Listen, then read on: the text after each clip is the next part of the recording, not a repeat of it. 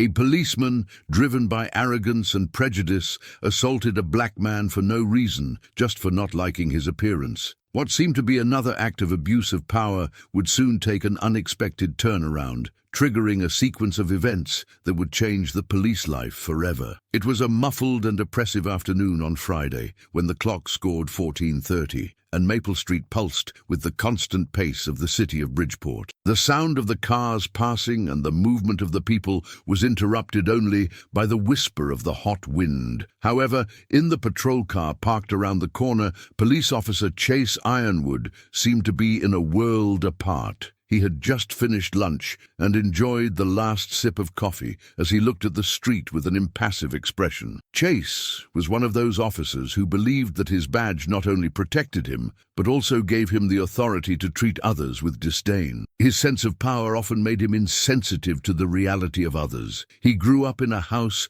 where the word respect was synonymous with fear. The only child of strict and authoritarian parents, Chase's childhood was marked by relentless rules and unreachable expectations. His father, a former military man, believed that discipline was the key to success, but could not distinguish between discipline and intimidation. Each mistake, however small, was an opportunity for your father to show who had control of the house. Chase learned early on to protect himself with anger and compliance. Love and affection were never present in your home, replaced by a constant search for approval that never seemed to come. Instead of hugs, he received orders. Instead of affection, a firm, "do what I say." At school, Chase became the boy with an explosive temperament, unable to deal with frustration or rejection. He quickly understood that fear was the most effective way to gain respect, and this fear, instead of being a weakness,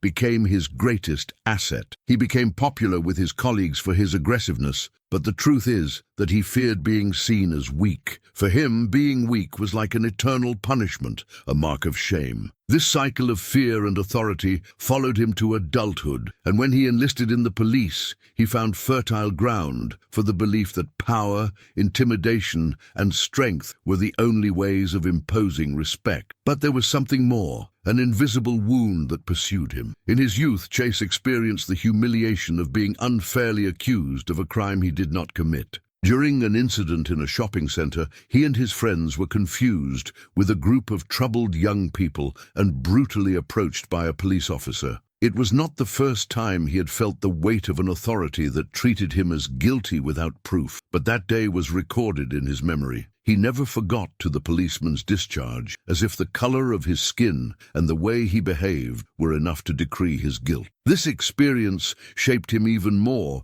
creating deep distrust and at the same time a desire to never feel powerless in the face of authority. Upon entering the police force, the desire to be mingled with the desire for silent revenge, an impulse of never being submissive to those who exercised power without responsibility. Inside, he never felt completely at peace. The anger and fear he had accumulated over the years have become fuel for his career. When he put on his uniform, he felt as if he had found the place where he could finally command, finally becoming heard and respected. But instead of fighting for justice, he began to get lost in the path of revenge and self-protection. Instead of protecting the innocent, he became obsessed with maintaining his position of authority and control. Across the street, a black man, dressed in a dark, elegant suit, came out of a coffee. His name was Blake Griffin, a man who radiated confidence and calm,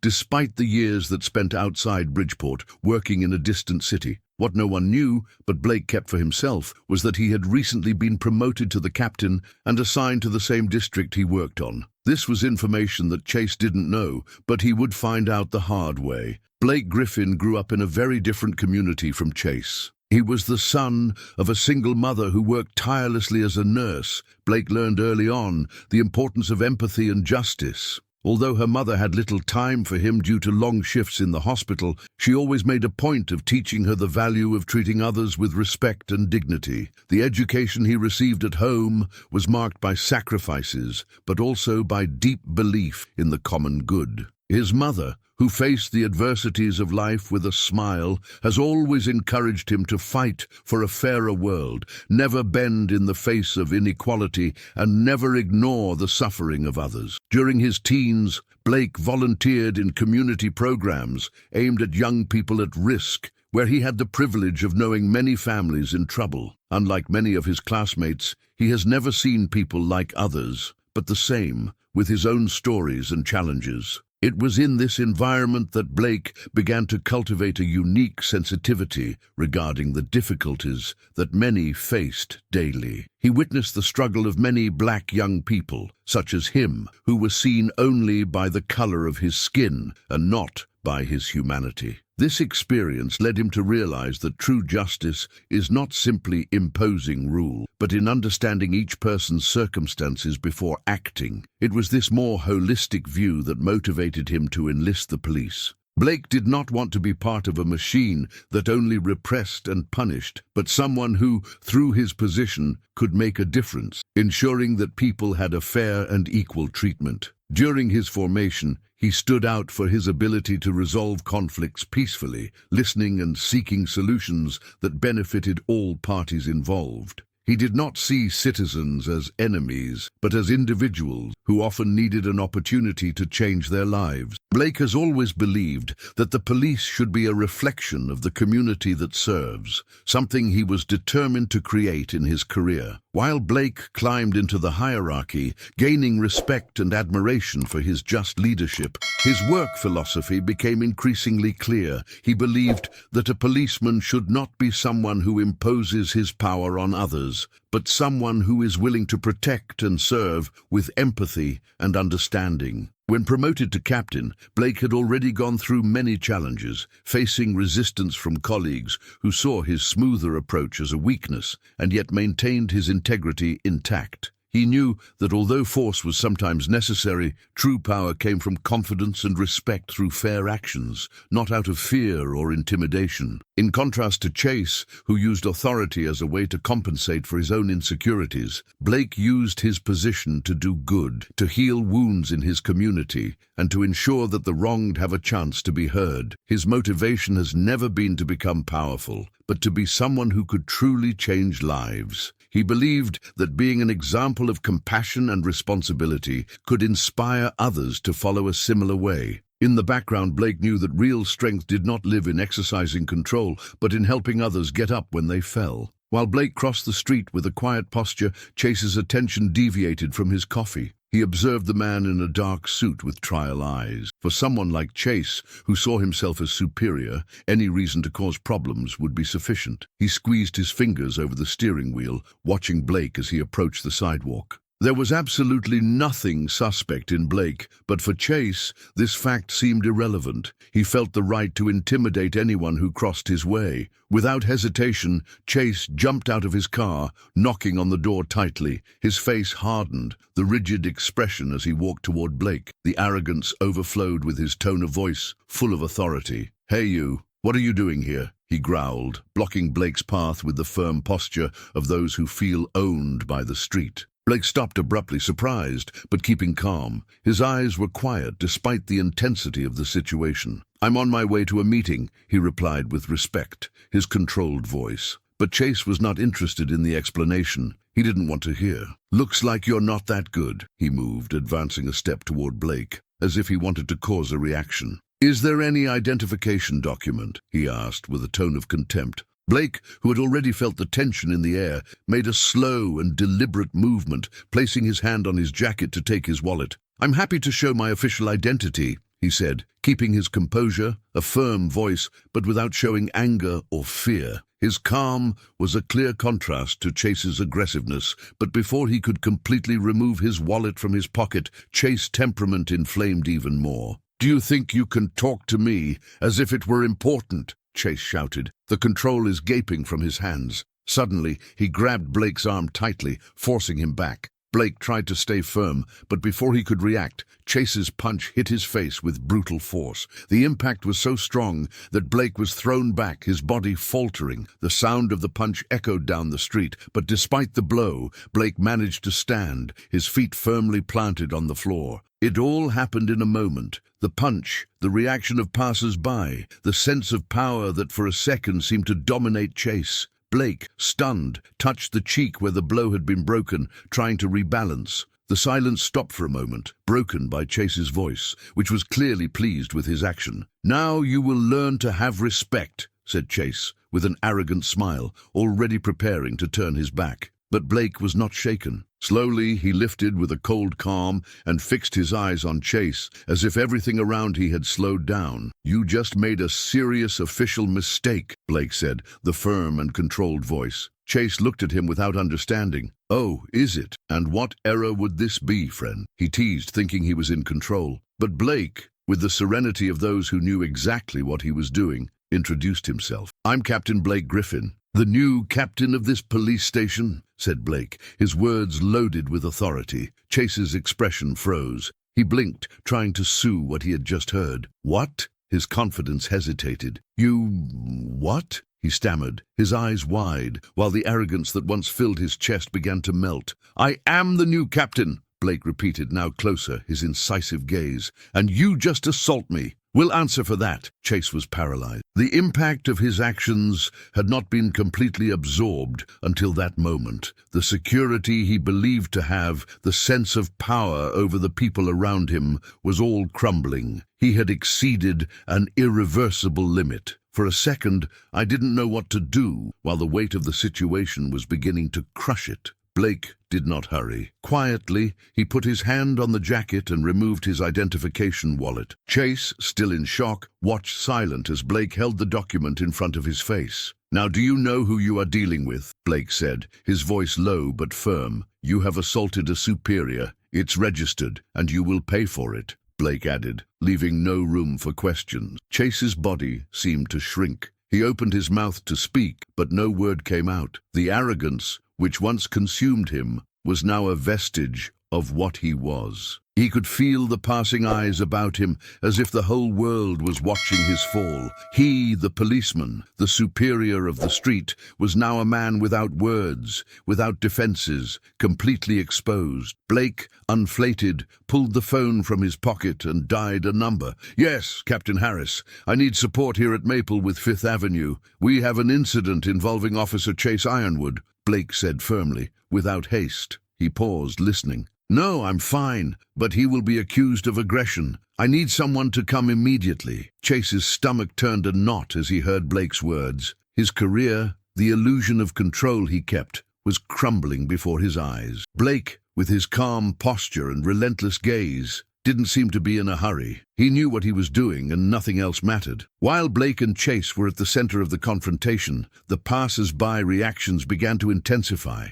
Some, as might be expected, preferred to stay at a distance, with their eyes low and tense bodies, fearful to get involved. Many recognized Chase's uniform and hesitated, aware that any contrary word or action could result in reprisals, something that was common in a city where the divisions between the police and the community were clear and deep. They observed, but most remained motionless, as if they were passive observers of a reality that did not directly affect them. For them, it was a scene that happened every day, but they chose not to see. The fear of reprisals or violence extending to themselves was greater than indignation, but not all. Among the viewers were those who could not be silent. A middle-aged man, visibly nervous, took a step ahead. He looked at Chase and then to Blake, his empty gaze with fear but loaded with frustration. "Hey, you can't do that!" he shouted, his voice shaking. "He did nothing!" The intervention was short but brave. However, his reaction was drowned out by the pressure of the moment, and he soon retreated, feeling the weight of being in a situation where authority seemed unquestionable. Adrenaline took over his body,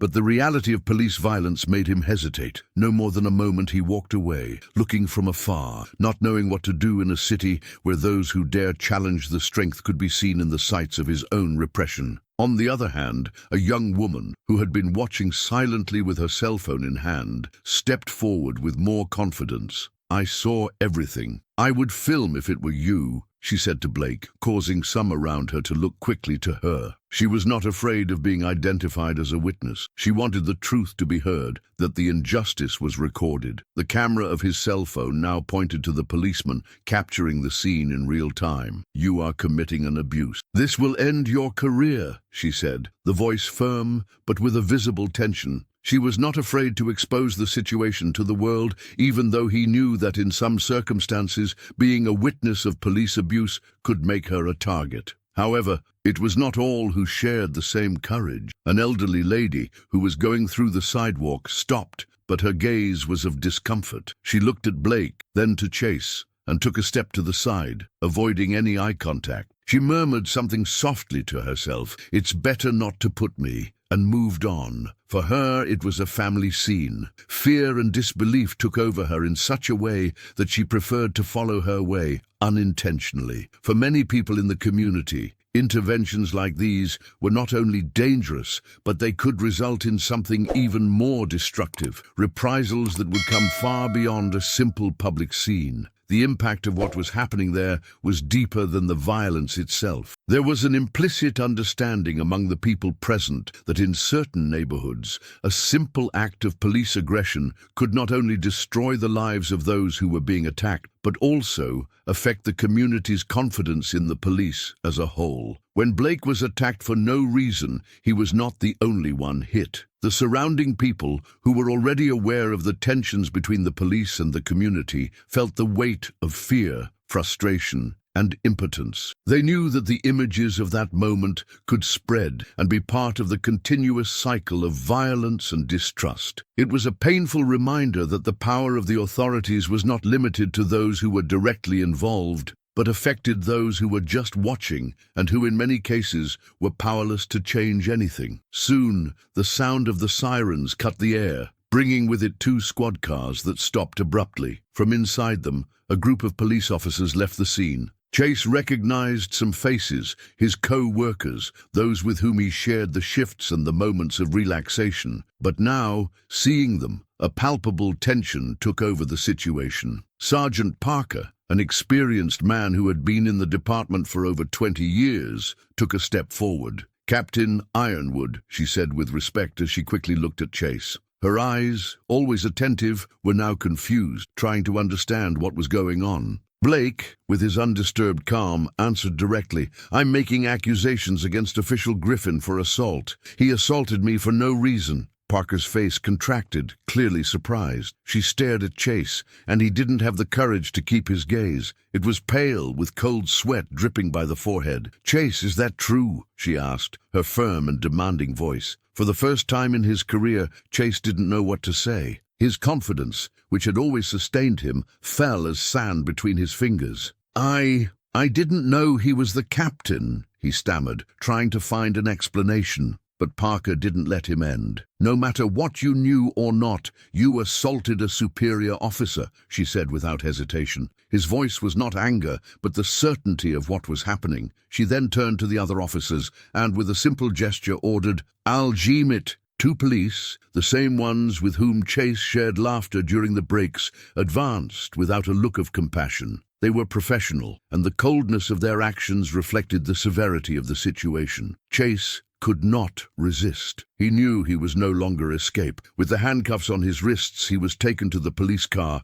and Parker turned to Blake. "Captain, can we continue with that?" she asked, still processing the situation. "Is there something else you need?" Blake, with the calm of those who had already accepted the inevitability of what would happen, shook his head. "Just make sure this is treated by the book, Sergeant. I will record formal accusations as soon as we reach the station." The cold metal of the handcuffs cut the skin of Chase, causing him to feel the weight of humiliation more poignantly. As the car moved away from Maple Street, something inside it seemed to shatter. He had been a man of power, a police officer who believed he was above any consequence. But now, sitting there in silence, he saw his career collapse before his eyes. He was no longer that unbeatable policeman. He was just a man in custody, a victim of his own arrogance. And at that moment, sitting on that car's back seat, a reflection began to form in his mind. What is power, after all? Was it really the badge, the uniform, or the respect of others?